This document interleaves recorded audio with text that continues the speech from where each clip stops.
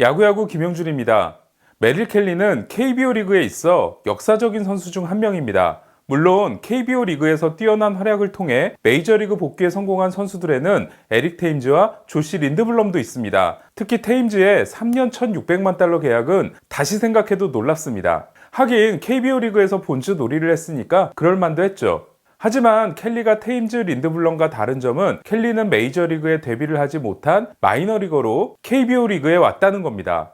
그러니까 메이저리그 기록 없이 KBO 리그 경력만 가지고 2년 550만 달러 계약에 마이너 거부권까지 받고 고향팀 애리조나에 입단했던 겁니다. 지난해 켈리는 애리조나의 5선발로 시즌을 시작해서 13승 14패 평균 자책점 4.41을 기록했는데요. 더 대단한 건 부상자 명단 등재 없이 32경기에 개근하면서 류현진 선수보다 0.2이닝 더 많은 183과 3분의 1이닝을 소화했다는 겁니다. 켈리의 투구 이닝은 워커 뷰러, 다르비슈, 클레이튼 커쇼보다도 많았습니다. 메이저리그에서 루키 투수가 32경기에 선발로 나선 건 2016년 마에다 이후 처음이자 2000년 이후 16번째였다고 하는데요. 루키 시즌에 켈리보다 더 많은 이닝을 던진 애리조나 투수 역시 2002년의 웨이드 마일리뿐입니다. 브랜든 웹은 180과 3분의 2이닝으로 켈리에 미치지 못했습니다. 켈리의 183.1이닝은 지난해 내셔널리그 12위에 해당되는 기록이고 팬그래프 승리 기여도 2.0은 내셔널리그 선발 투수 37위에 해당되는 기록이었는데요.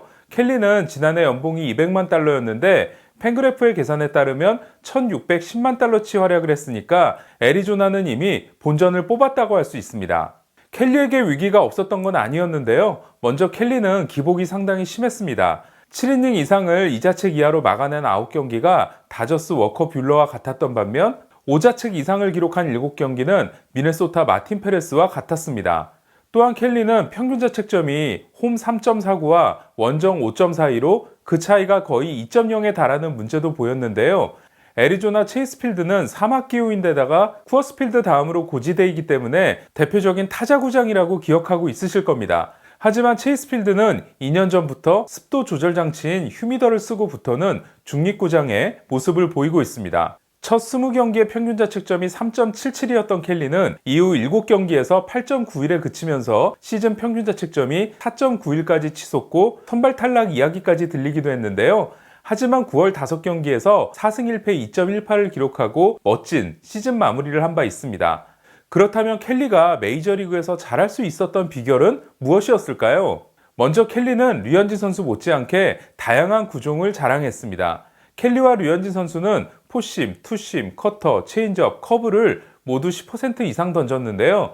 지난해 메이저리그에서 이처럼 10% 이상 던진 구종이 5개인 규정이닝 투수는 류현진 선수와 메릴 켈리, 시카고 컵스의 존 레스터와 시애틀 마르코 곤잘레스 등을 포함해 7명밖에 없었습니다. 그러니까 켈리는 류현진 선수 못지않은 팔색조였던 겁니다.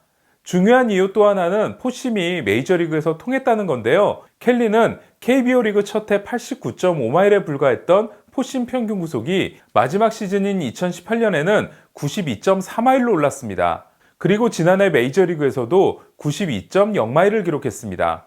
하지만 이는 우한 선발의 평균 기록인 93.4마일보다는 1.4마일이나 떨어지는 기록인데요. 그럼에도 켈리의 포심 피안타율은 2할 4푼 1리로 우한 선발의 평균인 2할 6푼 6리보다 상당히 좋았습니다.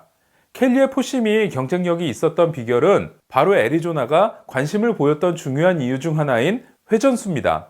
지난해 메이저리그 우한 선발의 평균 분당 회전수가 2282회였던 반면 켈리는 평균보다 크게 높은 2411회를 기록했습니다. 덕분에 켈리는 포심의 헛스윙률이 정상급이라고 할 수 있는 20.4%였는데요. 류현진 선수의 평균 90.7마일, 회전수 2084회 포심도 19.9%로 상당히 좋았습니다.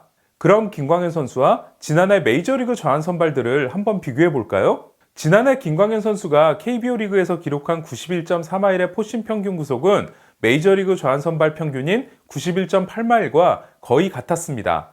또한 애슬린 미디어 트랙맨 베이스볼 데이터에 따르면 지난해 김광현 선수가 KBO 리그에서 던진 포심의 평균 분당 회전수는 2304회로 역시 트랙맨 데이터를 쓰는 메이저리그 좌완의 평균 기록인 2256회를 상회했습니다. 문제는 그럼에도 김광현 선수의 포심 피안타율이 KBO 리그에서 무려 3할 4푼 1리에 달했다는 건데요. 가장 큰 문제는 제구였을 테고, 두 번째는 역시 류현진 선수처럼 커터와 체인지업이라는 두 개의 포심 보조 구종을 갖고 있는 켈리와 달리 김광현 선수는 그렇지 못했다는 데 있었을 겁니다.